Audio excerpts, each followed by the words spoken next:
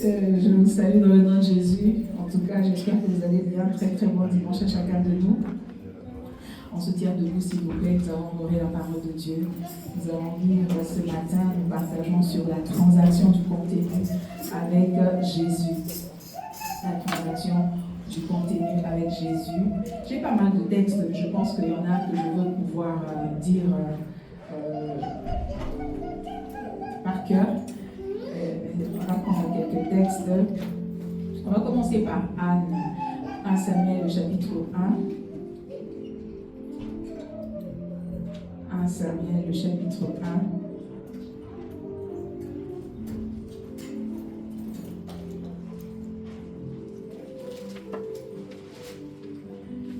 Versets 14 à 15. 1 Samuel, chapitre 1, versets 14 à 15. Bon, on commence par 13. Anne parlait dans son cœur, seule, ses lèvres remuaient, mais l'on n'entendait pas sa voix. Élie pensa qu'elle était ivre. Il lui dit, « Jusqu'à quand seras-tu dans l'ivresse? Fais passer ton vin. » Anne répondit, « Non, mon Seigneur, je suis une femme à l'esprit affligé. Je n'ai bu ni vin ni liqueur forte, mais j'ai penché mon cœur devant l'Éternel. » Alors d'autres textes disent, « Je rependais mon cœur devant l'Éternel. » Exode chapitre 3. Vous savez, ces derniers temps, on est en train de partager sur Moïse, sur la délivrance, sur le système. Et Moïse est l'un des premiers avec qui, après avoir installé le système de la foi avec Abraham, Dieu vient installer le système de la loi avec Moïse. Alors, il rencontre Moïse dans le chapitre 3, alors qu'il est en train de paître les troupeaux de son père. Et il demande à Moïse d'aller délivrer son peuple. Dans le verset 10, il dit à Moïse, maintenant, c'est Exode chapitre 3, le verset 10, il dit, « Maintenant, va, je t'envoie vers le Pharaon, fais sortir d'Égypte mon peuple, les Israélites. » Alors Moïse dit à Dieu, « Qui suis-je pour aller vers le Pharaon et pour faire sortir d'Égypte les Israélites ?» Mais Dieu dit, « Je suis avec toi, et voici quel sera pour toi le signe que c'est moi qui t'envoie quand tu auras fait sortir d'Égypte le peuple, vous pour rendre un culte à Dieu sur cette montagne. » On s'arrête là. On prend un dernier texte. Matthieu chapitre 11. Matthieu chapitre 11, verset 25, si je ne me trompe pas.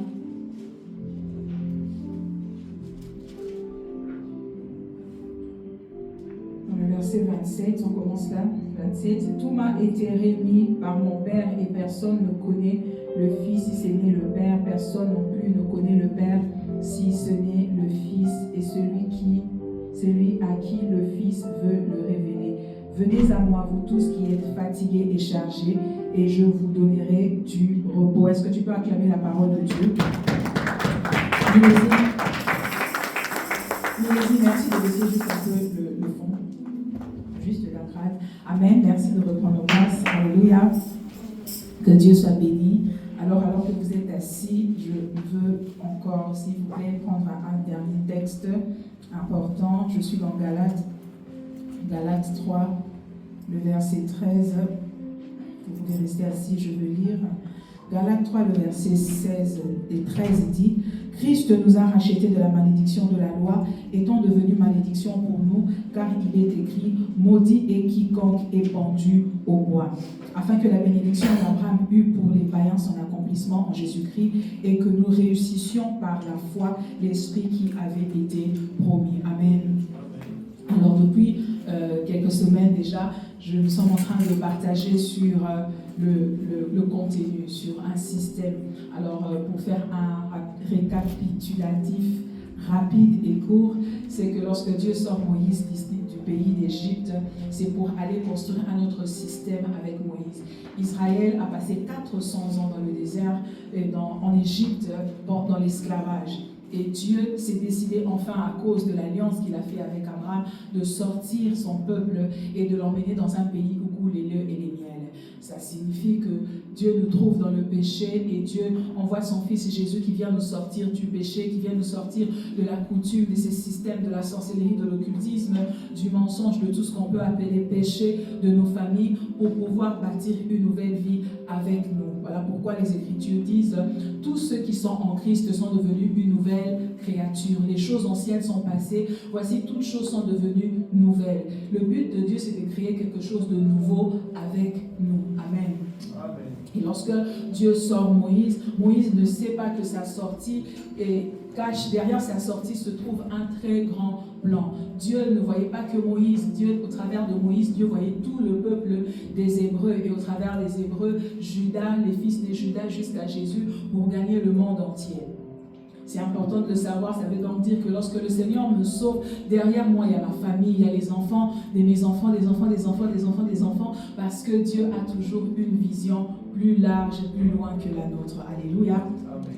Donc lorsque Moïse sort de l'Égypte, il vit chez Jéthro, il épouse sa fille, il fait sa vie et la Bible dit pendant 40 ans, il n'entend rien de la part des Égyptiens qui le poursuivaient, ni de Dieu, il ne rencontre personne, il fait sa vie.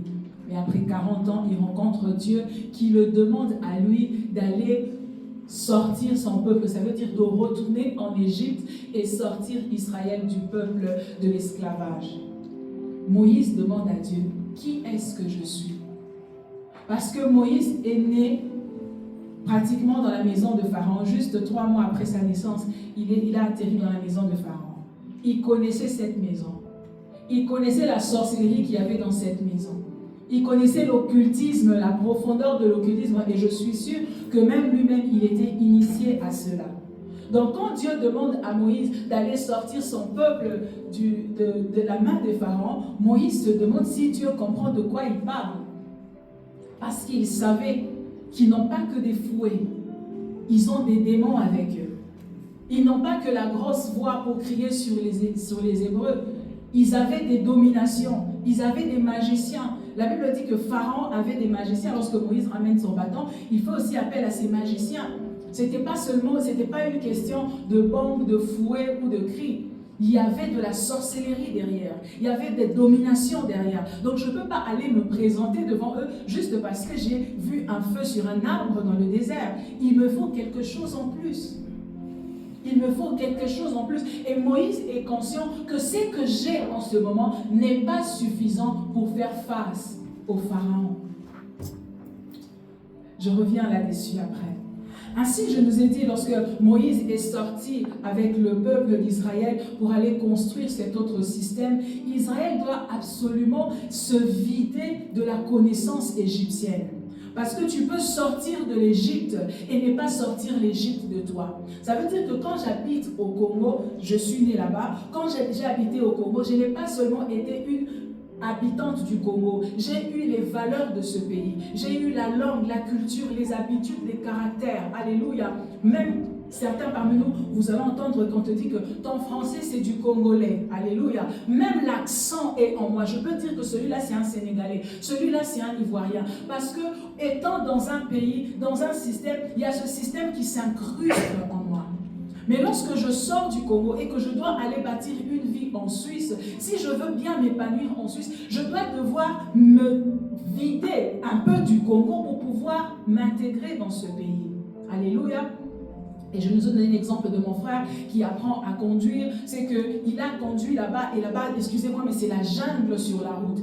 Et lorsqu'il vient ici, il doit se défaire de la connaissance de là-bas pour pouvoir conduire ici. Sinon, ici, il n'aura jamais un permis de conduire.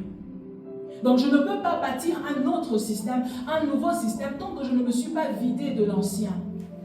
Ainsi, Lot est sorti de Sodome et Gomorrhe pour aller vivre en dehors, mais parce que Sodome et Gomorrhe n'étaient pas sortis de Lot, les filles de Lot sont tombées dans l'inceste. Sortir de l'Égypte est une chose, mais il faut que l'Égypte sorte aussi de toi. Ainsi, il y a ce système où Jésus vient habiter en nous. Parce que la seule manière pour Christ de transformer nos vies, ce n'est pas de claquer les doigts, c'est de venir habiter en toi. Voilà pourquoi il dit dans Apocalypse 3:20, « Voici, je me tiens à la porte et je frappe. Si quelqu'un entend ma voix et ouvre, j'entrerai chez toi. » La seule manière pour Dieu de transformer ta vie et ta famille, c'est d'entrer dans ta vie d'abord. C'est que tu lui donnes de l'espace. Les gens veulent déjà changer, mais tu ne changes pas tant que Jésus ne prend pas le contrôle de ta vie. Il faut qu'il entre d'abord. Il faut qu'il entre d'abord pour te vider de ce qui est à l'intérieur, afin que lui devienne le seul contenu de ta vie. Alors c'est ce que j'ai appelé la transaction. C'est que lorsque je viens à Christ, j'ai un langage. Lorsque je viens à Christ, j'ai un bagage, j'ai une connaissance, j'ai une manière de fonctionner. Mais une fois que je viens à lui, comme Israël qui est sorti de l'Égypte, il se retrouve dans les déserts avec les manières de vivre de l'Égypte. Il faut maintenant qu'il y ait dans cet espace de désert un moment de transaction. Lorsqu'on parle du désert, souvent on parle seulement de la souffrance. Quand quelqu'un dit, un chrétien dit, je traverse le désert, lui il pense à la souffrance, il pense au chômage, il pense aux difficultés qu'il traverse. Mais le but de Dieu, ce n'est pas la souffrance. Le but de Dieu, c'est que dans ton désert, c'est de te vider de l'ancien contenu, pouvoir mettre le nouveau contenu, afin que tu sois capable d'accéder à ce nouveau canal qu'il a pour toi. Israël meurt dans le désert parce qu'Israël n'arrive pas à faire cette transaction avec Dieu. Il n'arrive pas à prendre la nouvelle connaissance que Dieu l'emmène. Dieu veut apprendre à Israël à vivre sur base de la foi, à vivre sur base de la confiance. Mais Israël n'a pas ça parce qu'il a appris à obéir au son d'un fouet, au son d'un cri. Mais Dieu ne veut pas les frapper. Dieu dit, moi je fonctionne avec la parole. Il faudrait que tu échanges ça. Ton père te frappait, mais tu as un mari qui ne fait que parler. Alors tu n'entends pas. Moi j'avais c'était pas une amie, une connaissance, qui me disait, lui, dans une relation, si un homme ne le frappe pas, elle se sent pas bien. J'ai dit, t'es folle. Pourquoi? Parce que c'est le système dans lequel elle a vécu. Pour elle, pour que ça fonctionne, mais tu rentres dans un autre système. Il faudrait qu'il y ait cette transaction, où tu cèdes cette partie de toi et tu prends celui de Christ. Israël ne réussit pas, et une grande partie meurt dans le désert. Mais bien aimé, la bonne nouvelle, c'est que peu importe ce que tu as hérité de mal de ta famille, le Seigneur nous donne la possibilité de nous vider. Vous savez, on se plaint souvent. Moi, je me plaignais beaucoup de ce que mes parents se sont séparés quand j'avais 7 ans. Je disais seulement, si seulement mes parents étaient ensemble. Parce que c'était une maison des cris, des disputes. Il y avait des cousins qui étaient venus de l'intérieur à la maison. C'était une maison des bruits. J'étais plus à l'aise chez les autres que chez moi à la maison. Je passais mon temps à l'église, j'étais à l'extérieur. C'est peut-être pour ça que je sors trop. Parce que je n'étais pas à l'aise à la maison. Ça n'allait pas. Et j'avais ce bagage, je me disais, ces cris dans mes oreilles. Et la première fois quand je suis arrivée en Italie, j'ai dormi au home, j'avais un silence autour de moi qui n'était pas normal. Je me sentais mal à l'aise d'être dans un endroit aussi silencieux. Je ne comprenais pas. Le Seigneur m'a dit, tu n'entends pas la voix de ton père. Tu n'entends pas le bruit de votre maison. Parce qu'il se réveillait à 5 heures en train de crier sur les gens. Vous, vos mamans et tout ça, papa, désolé, mais c'est ma vie. Donc je dois enseigner les gens. Et ce bagage-là, je me disais, mais je voulais m'en libérer. Mais je bénis Dieu de ce que Jésus nous donne la possibilité de faire une transaction. Il nous donne la possibilité d'échanger le bagage que j'ai reçu. Vous voyez, Anne était plein des insultes de Pénina. Anne était insultée chaque jour. Mais la Bible dit, une fois par an, ils montaient, ils allaient à Silo pour prier. Ce n'était pas comme aujourd'hui où nous avons l'église, tu peux venir à tout moment. Eux, ils allaient une fois par an. Je ne sais pas, peut-être que c'était la Pâque. Mais ils allaient une fois par an. Et la Bible dit, cette occasion, c'était un moment de transaction pour Anne. Alléluia. Parce que c'était le temps où elle avait la possibilité d'échanger sa douleur avec Dieu. C'était le temps où elle avait la possibilité de prendre tout ce que Anne avait mis comme insulte en elle pour le déverser dans la présence de Dieu. Et c'est la raison pour laquelle certaines personnes sont dans le burn-out, sont dans la dépression. Parce que la différence entre tout, vous pouvez avoir le même problème avec ta voisine. Tu ne comprends pas, elle a une bonne mine. Tu ne comprends pas, elle sourit. Tu te demandes, on traverse la même situation où toi, tu vis dans une autre planète. La différence entre vous deux, c'est qu'elle, elle est chrétienne. Elle a un endroit où elle peut déverser sa douleur. Elle a un endroit où, pendant que je pleure, peut-être que tu penses que je fais du théâtre, mais lorsqu'on prie, on se répand devant Dieu. On se vide devant Dieu. C'est ainsi que tu ne peux pas comprendre qu'une personne traverse des moments aussi difficiles, aussi pénibles, mais elle est souriante. Tu dis où tu trouves ta joie. Le problème, c'est qu'elle n'emmagasine pas. Elle a un endroit où elle déverse tout ce qui entre. Elle a un endroit où elle se vide des insultes. Elle se vide de l'humiliation. Un endroit. Parce que si tu n'as pas un endroit, bien-aimé, où tu te vides de la douleur, où tu te vides des insultes, où tu te vides de problèmes, tu vas tomber en dépression. Parce qu'à un moment ou l'autre, une goutte va faire déborder le vase. Il faut que tu aies un endroit où tu te vides des choses. Et Anne l'avait. Anne l'avait. Elle restait dans la présence de Dieu. Et le sacrificateur dit, mais tu es en train de délirer, tu as bu du vin. Elle dit, non, c'est ici que je me vide. Alléluia. Et vous savez, la Bible dit, Shadrach, Meshach et Abednego sont sortis du feu. Ils n'avaient pas l'odeur du feu sur eux.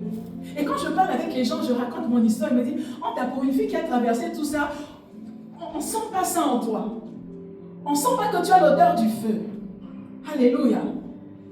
Peut-être que tu as été violé dans ton enfance, mais lorsque tu en parles, les gens peuvent même penser que tu es en train de mentir tellement tu es bien.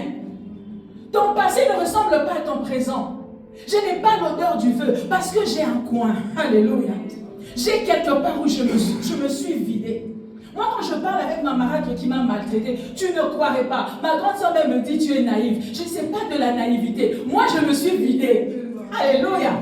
Je me suis vidée de la douleur. Je me suis vidée de la maltraitance. Je me suis vidée de tout ça. C'est comme ça que je peux parler de mon père et je l'aime. Je peux parler de ma mère et je me sens en paix. Leur divorce ne m'a pas touchée. Dieu a pris le temps d'ôter tout ça de moi. Dieu a pris le temps de me vider de ça. Ainsi, je me suis mariée parce que je dis, ce qu'ils ont vécu, je n'ai pas les traces du feu sur moi. J'ai été dans le feu, mais je n'ai pas été brûlée. Jésus m'a vidée. Je bénis Dieu de ce que Christ peut prendre ma douleur. Alléluia. C'est ainsi que la Bible dit qu'il est venu à la croix pour prendre ta douleur, pour échanger avec toi. Je vais t'exhorter ce matin, arrête de traîner avec toi les bagages qui te font souffrir. La Bible dit, venez à moi, vous tous qui êtes fatigués et chargés. Il dit, je vous donnerai du repos. Ça veut dire, lorsque je viens à lui, j'emmène des choses, mais il y a cette transaction. Je lui donne ma douleur, il me donne son repos. Alléluia. Nous échangeons avec lui. Nous échangeons avec lui. Pourquoi ces chrétiens où tu regardes seulement son visage, tu peux dire déjà qu'il a un problème? Parce que peut-être tu penses te vider, mais tu ne prends pas le repos de Dieu. Tu ne prends pas le repos de Dieu. Il peut te vider. Regardez Joyce Meyer. Qui peut imaginer qu'une fille, une femme qui a été violée plus de 200 fois par son père biologique, son propre papa, peut avoir la vie qu'elle a. Parce que nous avons un transacteur bien-aimé. Nous avons Jésus qui peut prendre ta douleur. Peu importe ce que l'ennemi a fait dans ta vie, Dieu peut prendre ça et te donner une autre vie. Te donner une autre vie. Et tu vas t'étonner et te dire, mais pour une personne qui a été violée par son père, elle devait être en psychiatrie. Moi, je vais veiller sur des enfants comme ça. Elle devait être en psychiatrie, elle devait être quelque part enfermée, elle devait délirer. Mais elle a une de ses meilleures vies que plus d'une femme voudrait avoir. Parce qu'elle avait un endroit où elle pouvait se vider. Elle avait quelqu'un avec qui elle pouvait échanger ça. Ainsi, je ne suis pas de ceux qui fustigent les parents. Je n'accuse mon père de rien. Parce que Dieu m'a vidé. Des enfants qui ne cessent de dire, oh papa, si tu ne t'es pas séparé avec maman. Oh c'est bon, si tu m'avais payé les études. Si tu avais. Mais Jésus est là. Jésus peut prendre ça et te rebâtir. Vous savez, se vider, c'est une chose. Mais tu peux te vider et ne pas te remplir après. La Bible dit, Lorsqu'on chasse un démon du corps d'une personne, les démons s'en vont. Mais après, ils reviennent faire un tour pour voir si la maison de laquelle ils ont été chassés est occupée. Si elle n'est pas occupée, ils vont chercher 7 démons plus forts, plus méchants qu'eux pour venir occuper la maison. Ça veut dire que Dieu peut faire une restauration en toi. Dieu peut te guérir. Mais c'est à toi de faire en sorte que l'espace dans lequel se trouvait le problème puisse être rempli par quelque chose d'autre. Voilà pourquoi Jésus n'est pas seulement venu prendre notre douleur, il est aussi venu nous donner sa paix. Il n'est pas venu seulement prendre tes difficultés, il est aussi venu te donner. Il ne prend pas seulement ton insécurité, il te donne aussi son assurance. Il faut que l'espace soit occupé. Il faut que l'espace soit occupé. Et bien aimé, lorsque ton espace est bien occupé, même lorsque l'ennemi ramène quelque chose d'autre pour mettre en toi, il ne trouve pas de la place. Parce que Jésus a pris la place. C'est ainsi quand je peux arriver au boulot, quelqu'un m'insulte. Ça glisse sur moi comme du gombo, comme on dit chez nous. Parce que ça n'a pas d'espace en moi. Le matin en prière, j'ai pris le temps de me remplir de l'esprit. J'ai pris le temps de me remplir de la parole. Lorsque tu m'insultes, lorsque tu me dénigres, ça ne trouve pas de l'espace en moi parce que mon espace est occupé. Le contenu. J'aurais voulu avoir 2 boîtes ici pour t'illustrer ça, mais je vais t'expliquer. Tu peux rentrer dans un magasin. Tu trouves une boîte de lait, 50 centilitres.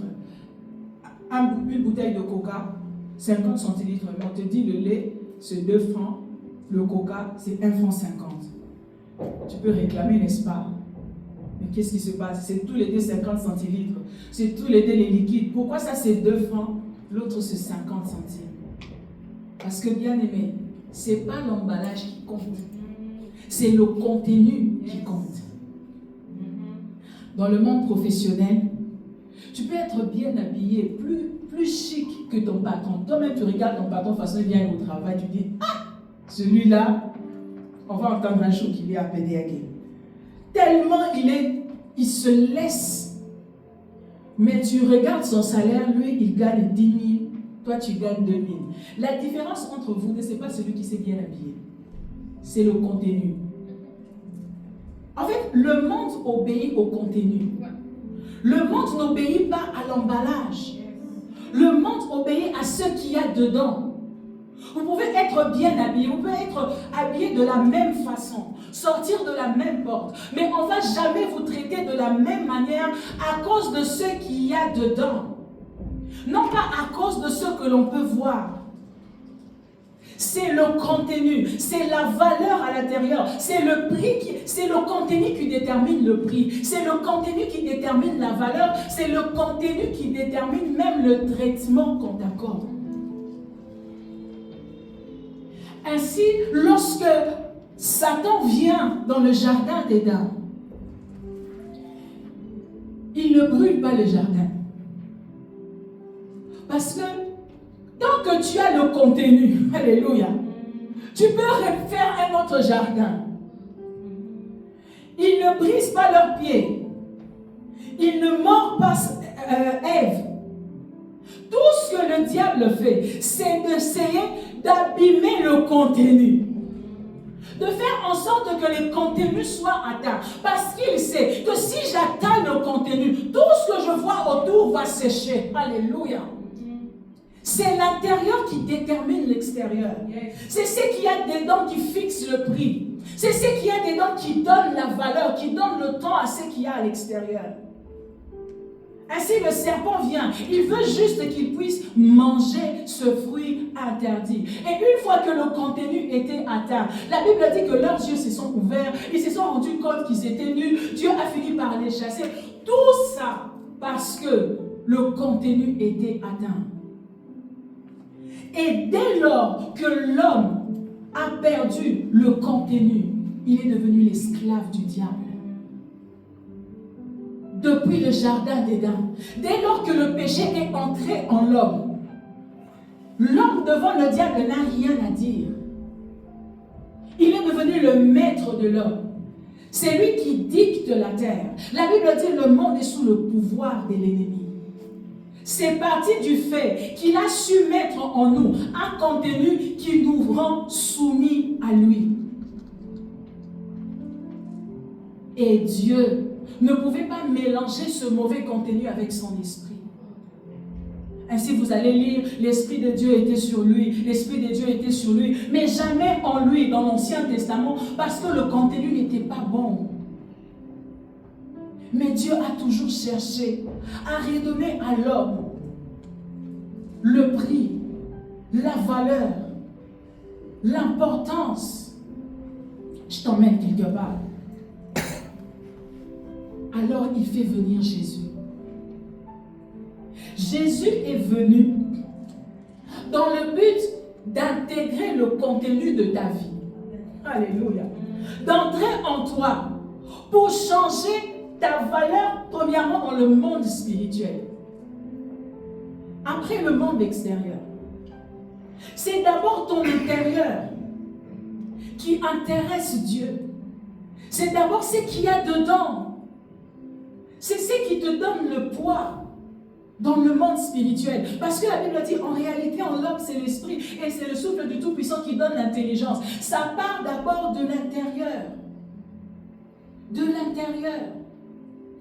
Lorsque tu pars à l'université, tu pars pour faire quoi? Tu pars pour qu'ils mettent quelque chose dans le contenu de ton cerveau afin que ça te donne de la valeur.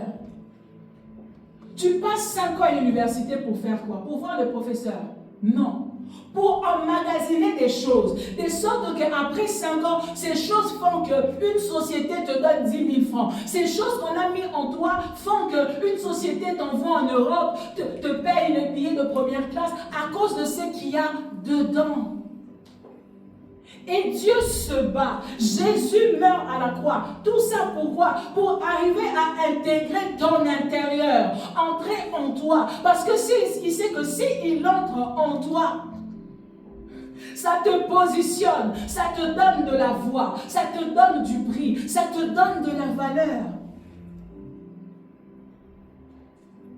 C'est pourquoi tu ne peux pas comprendre comment un enfant comme Jésus, né, bébé, et que les mages disent au roi Hérode, nous sommes venus voir le roi des Juifs qui vient de naître. Ils ont dit qu'il vient de naître. Mais le roi Hérode organise toute une campagne pour tuer cet enfant. Toi, tu peux dire, mais comment ça se passe? C'est juste un bébé. C'est toi qui vois un bébé. Le diable voit le contenu. C'est toi qui vois le bébé. Le diable voit les contenus. Il y a quelque chose qui a atterri sur la terre, qui n'était pas censé être là. Parce que bien aimé, lorsque le contenu est en toi, le diable le sent. Lorsque le contenu est en toi, lorsque tu as le bagage, lorsque tu as la chose qui peut le faire fléchir, il le ressent. Et peu importe que tu sois femme, peu importe que tu sois homme bien-aimé, pour lui, c'est le contenu qui est en toi qui va le détruire. Alors même si tu es un enfant, il veut se débarrasser de toi pour pouvoir continuer sa vie. Le contenu, l'intérieur. Et Jésus vient. Il meurt. Alors il nous donne la possibilité de l'avoir en nous. Pour que lui en nous, l'espérance de la gloire. La Bible dit Christ en moi, l'espérance de la gloire. Ça veut dire qu'il ne s'agit plus du fait qu'il soit sur moi. Il faut qu'il soit juste en moi. Une fois qu'il est en moi, j'ai une voix dans le monde spirituel. Une fois qu'il est en moi, j'ai la possibilité de changer les choses autour de moi. Jésus vient, il entre en toi. Il entre en toi pour changer les choses autour de toi. Il entre en toi pour modifier les règles, les choses qui se sont toujours faites autour de toi. C'est ça le but, de transacter avec lui. C'est qu'il vient en toi pour prendre des choses. Mais lorsqu'il vient, il emmène les bagages d'en haut. Il emmène les choses du ciel. Alors vous voyez, lorsque Adam a péché, le diable est devenu le maître du monde. Le diable gère la terre. Il tue qui il veut. Il prostitue qui il veut. Il détruit qui il veut. ciel ne vient pas sur la terre, il reste le maître de la terre. Mais une fois que toi, tu permets à Jésus de venir en toi, tu introduis sur le terrain, alléluia, une dimension qui n'existe pas, un ingrédient qui n'existait pas. Alors tu deviens dangereux. Parce que tu deviens un terrain sur lequel Dieu peut atterrir. Alléluia. Vous savez, sur la terre, la Bible dit, Dieu a donné la terre aux fils des hommes. Dieu ne peut pas venir comme ça, il se promène sur la terre, non. Il doit passer par l'homme. Or, le diable, par le péché, a été le premier à intégrer l'homme. Et Dieu ne peut pas venir à moins que toi, tu lui ouvres la porte.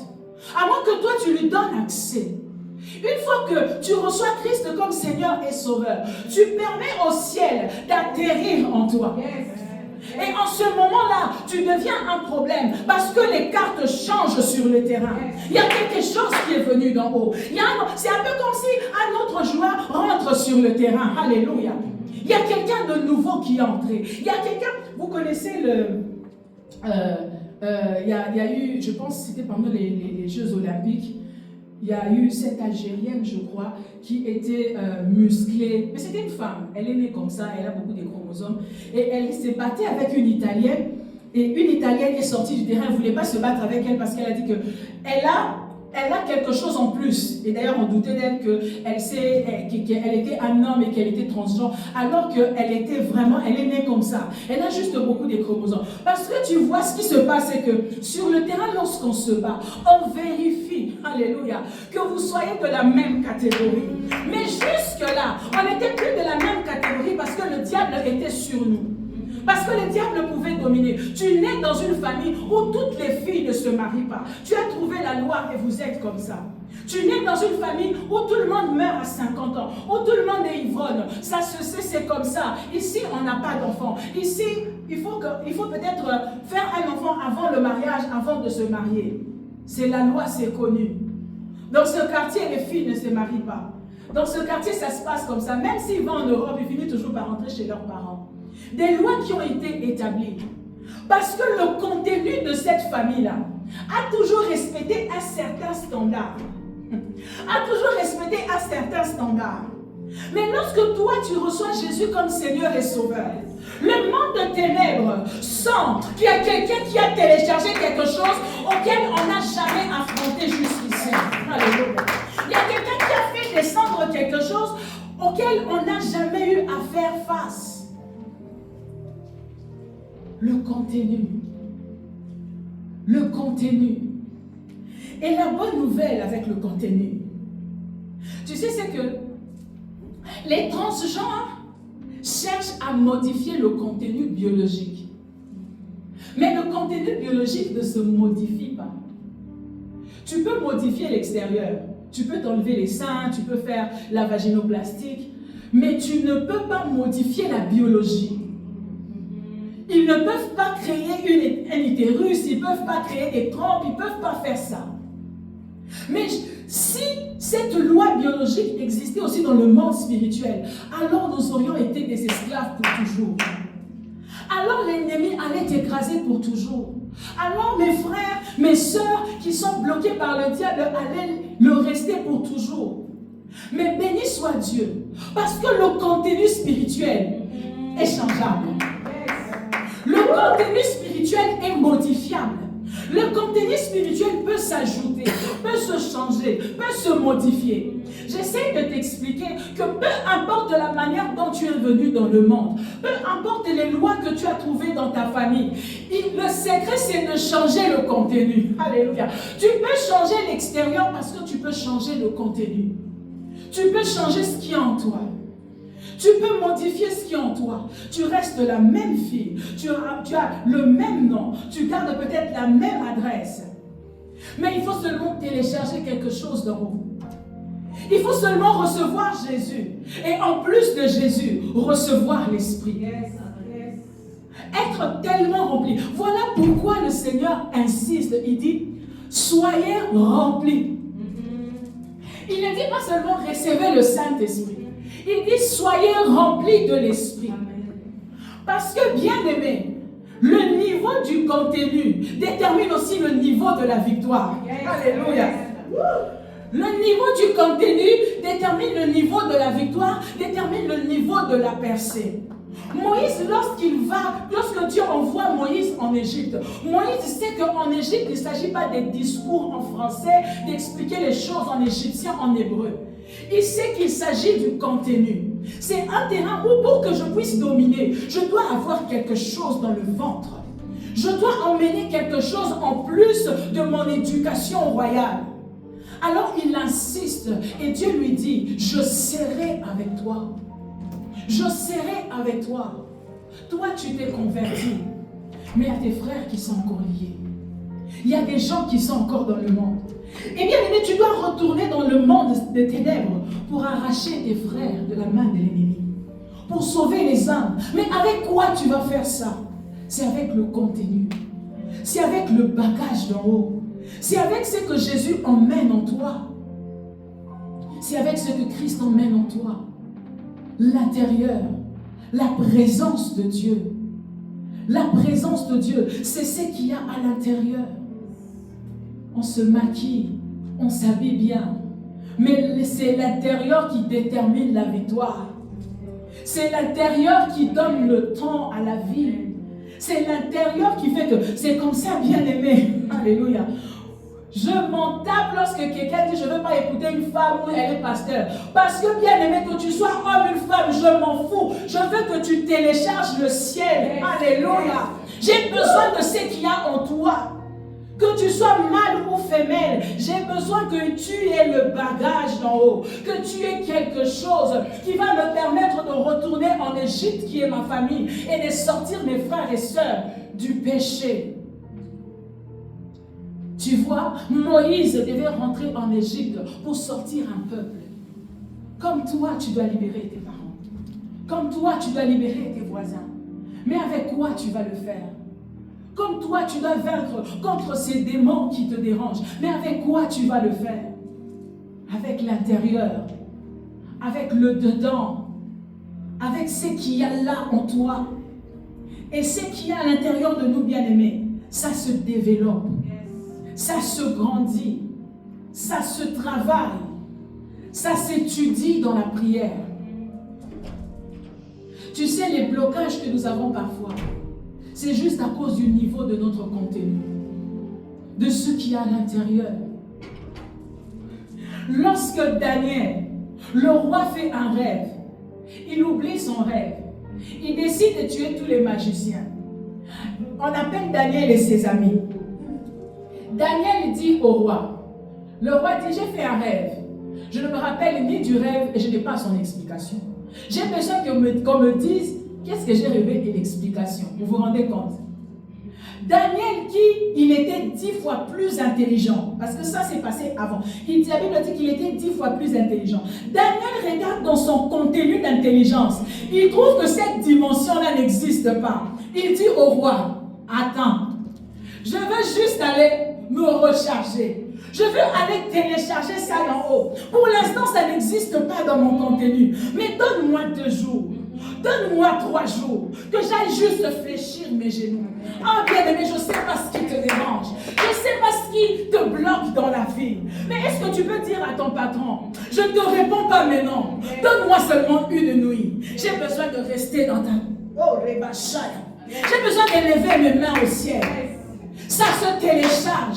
Ce que tu es en train de chercher là, c'est téléchargeable. Alléluia. Ce que tu es en train de chercher là, ça descend d'en haut, ça se télécharge, ça s'obtient. C'est question du contenu, c'est question de fléchir les genoux, c'est question de chercher la face de Dieu. C'est question, c'est pas impossible, c'est téléchargeable. Il faut juste que tu ailles le chercher. Jésus là, il faut que tu ailles juste devant le Christ et tu dises, je suis venu chercher ça. Je suis venu dans le magasin, j'ai besoin de ça. La Bible dit, ils ont demandé quelques jours. Alléluia. Ils sont allés prier. Et quand ils ont téléchargé ça, j'aime lorsque je sens que j'ai téléchargé la chose. Alléluia. Vous savez, on peut m'inviter pour prêcher. Moi-même, je sens que dans la cuisine spirituelle, ça là, il n'y a pas. Il n'y a pas. J'ai besoin de prier. J'ai besoin de chercher Dieu. Une fois que je prie, une fois que je médite ma Bible et que je sens que je l'ai, demandez-lui.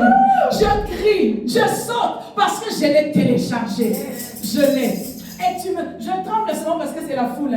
Mais sinon, dedans, il y en a. Parce que, bien aimé, lorsque tu as fléchi les genoux, lorsque tu as cherché Dieu, Dieu ouvre le ciel pour toi. J'ignore quelle est la question que tu es en train de demander à Dieu. Devant quel mur tu es bloqué.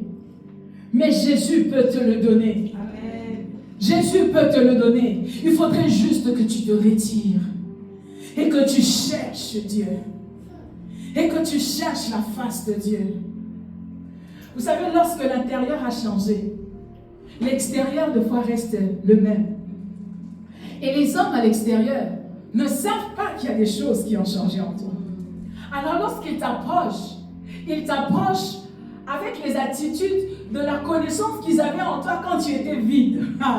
Mais c'est toi qui sais, alléluia, que le contenu a changé. Pierre marchait avec Jésus, mais il était vide. Et lorsque Jésus est crucifié, avant de la crucifixion, une femme lui pose la question, tu étais avec lui? Pierre nie.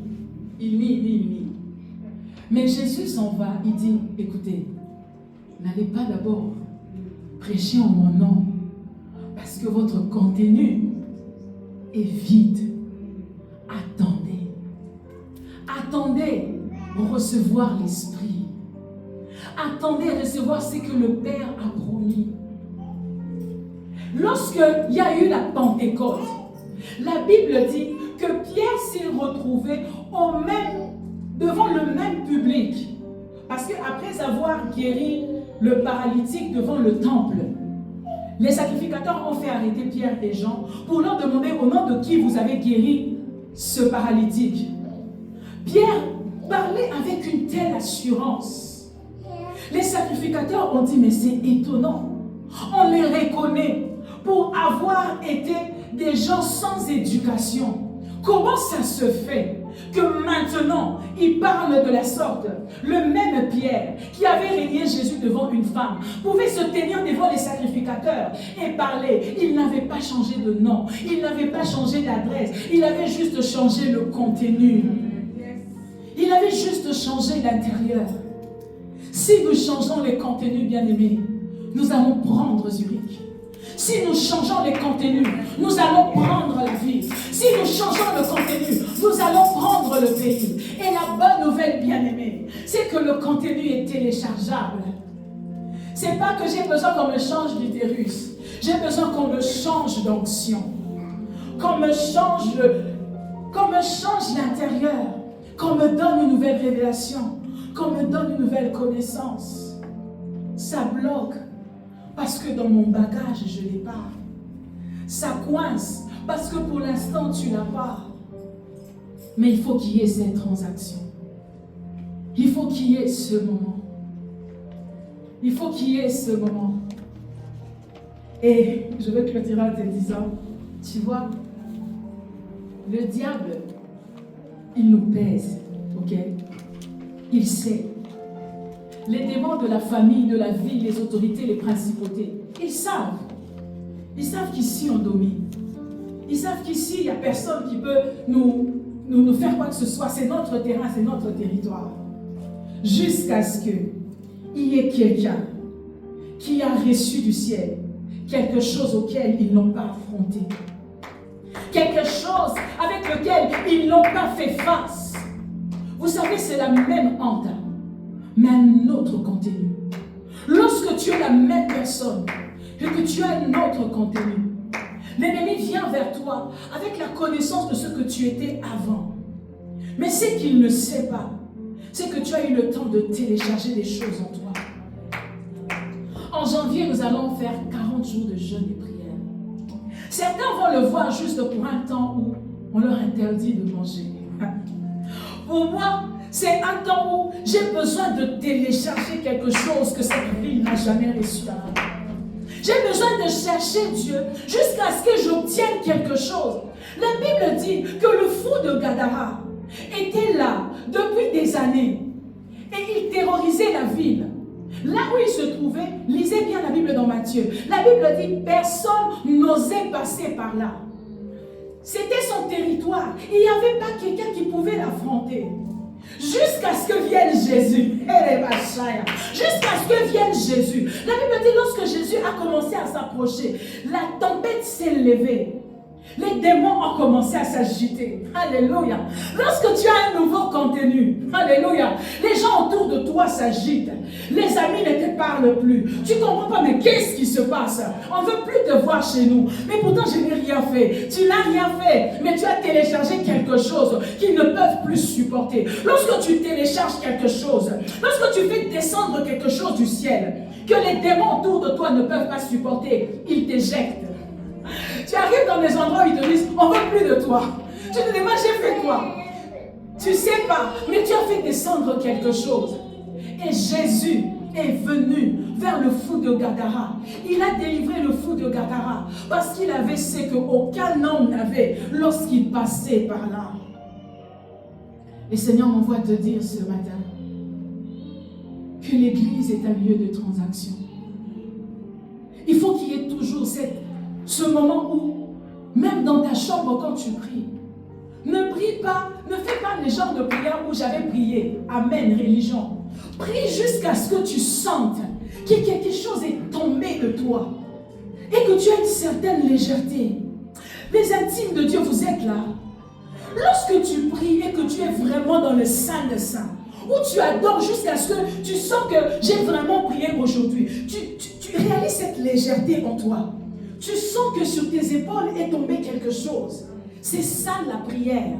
La prière, ce n'est pas dire Seigneur Jésus, au nom de Jésus, Amen. La prière, c'est de rester là jusqu'à ce que tu sentes que les anges sont montés et sont descendus. Jusqu'à ce que tu sentes ce vide, que quelque chose est parti et quelque chose d'autre est entré en toi. Et c'est ces allers-retours, c'est cette intimité, c'est ce feedback qui fait que tu reçois le ciel en toi. Et plus tu en reçois, plus ça tombe sur toi, plus tu dictes le monde autour de toi, plus ta parole commence à avoir le poids dans le monde spirituel, plus ça descend en toi, plus tu as le poids. C'est ainsi que Moïse peut rentrer devant le Pharaon et dire à Pharaon, libère le peuple, parce qu'il l'avait reçu, parce qu'il avait obtenu. Ce n'est pas le maquillage. On est chrétien, on est vide. À part la Bible, peut-être qu'on ne lit pas. C'est entre nos mains, mais ce n'est pas en nous. L'important, ce n'est pas que ça soit dans tes mains. Il a dit que ce livre de la loi ne s'éloigne point de ta bouche. Il faut que ça soit à l'intérieur, au-dedans de toi. Il faut que ça abonde en toi. Voilà pourquoi il dit, soyez ivres de l'esprit. On est chrétien pour être rempli de lui. C'est comme ça que nous allons dominer. C'est comme ça que tu vas dire à quelqu'un seulement, Jésus, je t'aime, et puis il pleure pour ses péchés. Toi-même, tu dis, j'ai dit quoi? C'est ce que tu dégages. Et ça s'obtient dans la prière, ça s'obtient dans la méditation, ça s'obtient dans l'intimité. Voilà pourquoi lorsque je vais dans une église, je m'en fous que tu me parles de ta veste, de la marque de ta voiture. Non, je viens pour échanger quelque chose. J'emmène ma douleur. J'emmène mon péché, j'emmène ma faiblesse. Je viens ici pour qu'il y ait quelque chose de moi qui reste et que j'obtienne quelque chose d'en haut, de l'étincelle du ciel, afin que ma vie change. Alors ne venons pas seulement pour nous rencontrer. Tenons compte du fait qu'il faut qu'on télécharge le ciel en nous. Il faut que cette vie descende en toi. Il faut que tu traînes avec cette soif en toi. Je veux Dieu. Parce que tu vois, la Bible dit, nous ne combattons pas contre la chair et les sangs, mais contre les principautés, contre les dominations. Pardon. Et ceux-là n'obéiront pas à nos habits. Ils obéiront à notre contenu. À notre contenu, à l'intérieur. Alors tout tout ce qu'il y a de mal, je peux le déposer à Christ. Et Christ peut me donner ce qu'il y a à lui. Tu ne peux pas venir en ce lieu, obtenir la guérison et partir. Non. C'est une transaction. Il te donne la guérison. Tu lui donnes ta maladie, lui te donne sa droiture. Tu ne peux pas venir juste te marier. Non. Mariage, sainteté. Guérison, droiture. Travail, intégrité. Papier, fidélité. C'est échanger avec lui. Et cet échange fera que nous puissions libérer des gens. Fera que nous puissions transformer des vies. Mes frères et sœurs, Jésus est venu pour vivre en nous, pour grandir tellement en nous, de sorte que les diables soient mal à l'aise là où nous sommes. Tu sais, tu peux tellement avoir de Dieu que tu rentres dans une pièce et le sorcier sort en même temps. Tellement tu l'as en toi. C'est plus qu'un parfum. Parce qu'un parfum s'évapore. C'est quelque chose que tu traînes avec toi. L'intimité avec Dieu, ce n'est pas 2 heures de prière, 5 heures de nuit de veillée de prière. Non, c'est une vie que tu traînes avec toi. C'est quelque chose qui marche avec toi.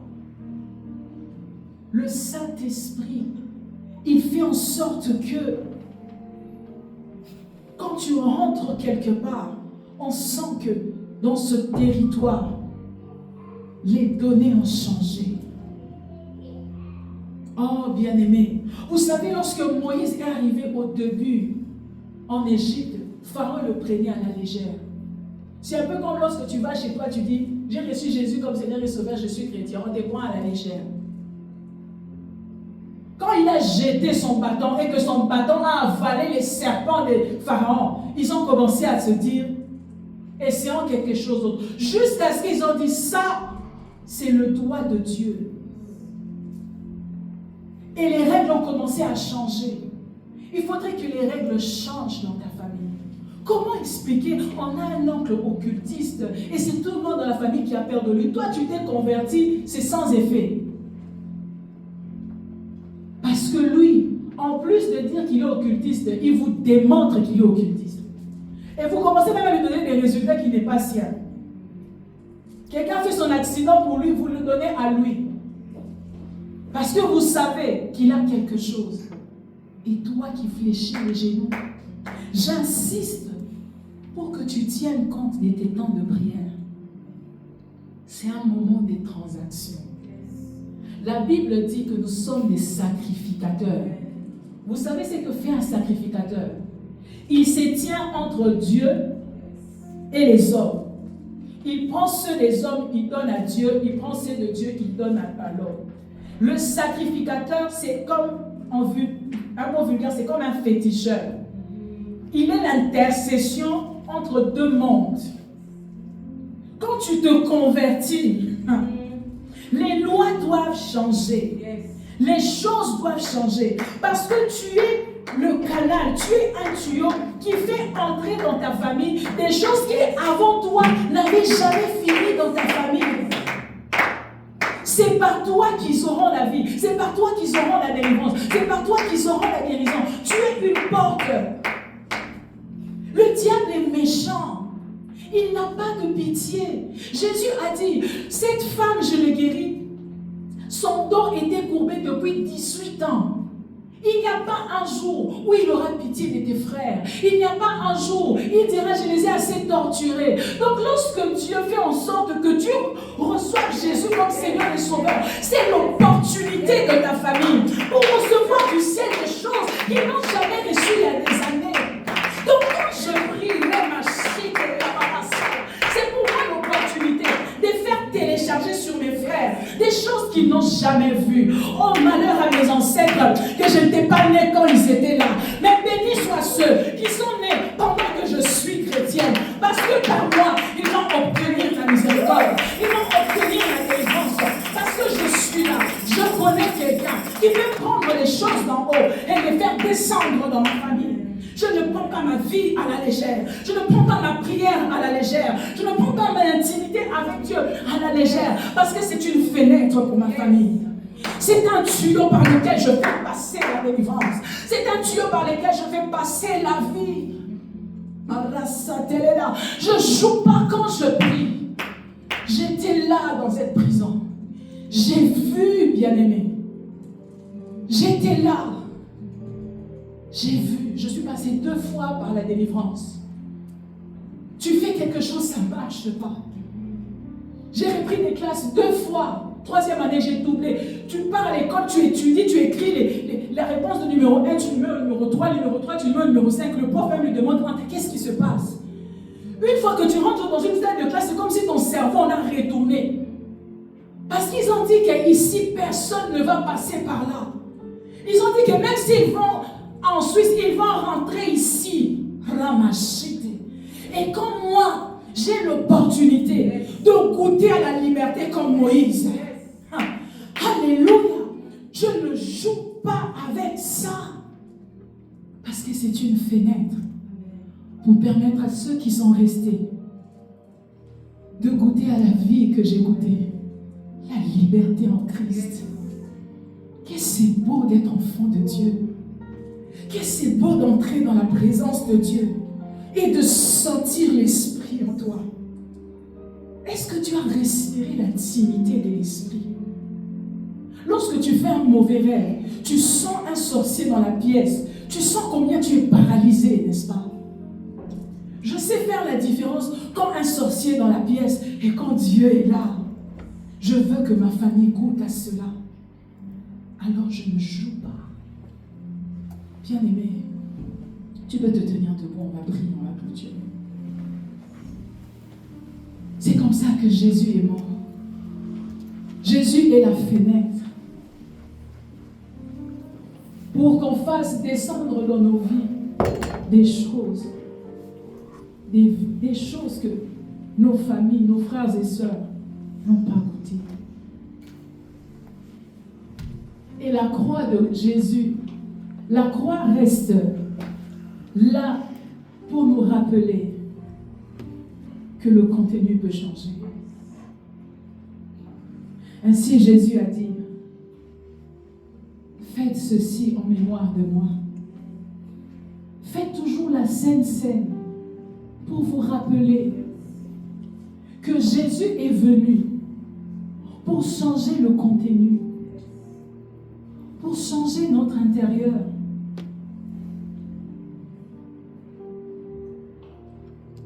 Pour recevoir la vie qui vient de Dieu. Alors que tu vas prendre la Sainte Seine, je ne sais pas à quel niveau est ton contenu. Je ne sais pas qu'est-ce que tu veux faire télécharger. J'ignore ce que tu veux faire télécharger dans ta vie.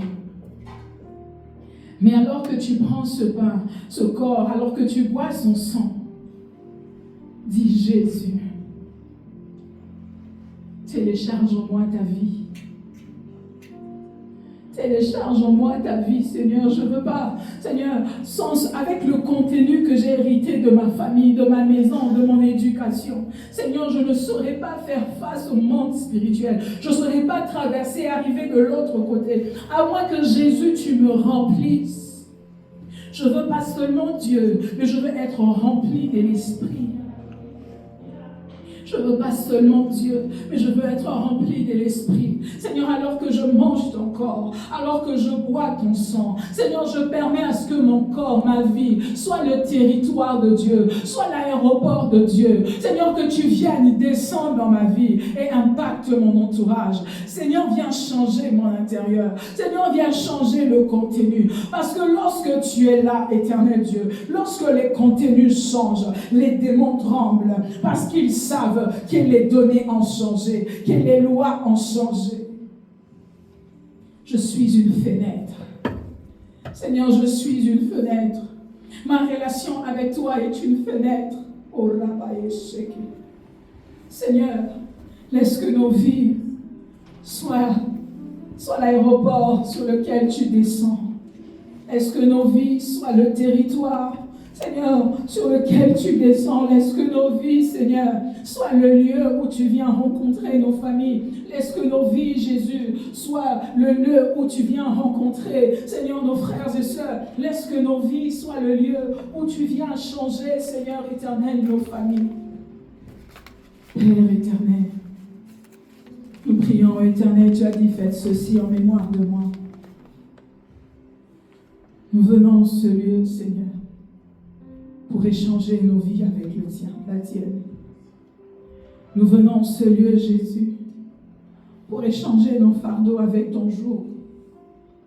Nous venons en ce lieu, Seigneur, pour nous vider de nous et prendre du tien. Ne nous laisse pas rentrer ici et sortir les mêmes personnes. Avant de te connaître, oh Dieu, nous étions un peuple sans Dieu dans le monde. Exclus, Seigneur éternel, des promesses de Dieu.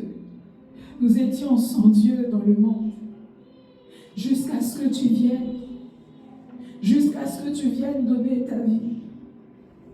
Seigneur, je refuse de garder dans mon cœur, éternel, des choses qui peuvent me détruire. Comme Anne, Seigneur, nous venons dans ta présence pour nous débarrasser, pour nous vider de nous, du monde, des larmes, des fardeaux.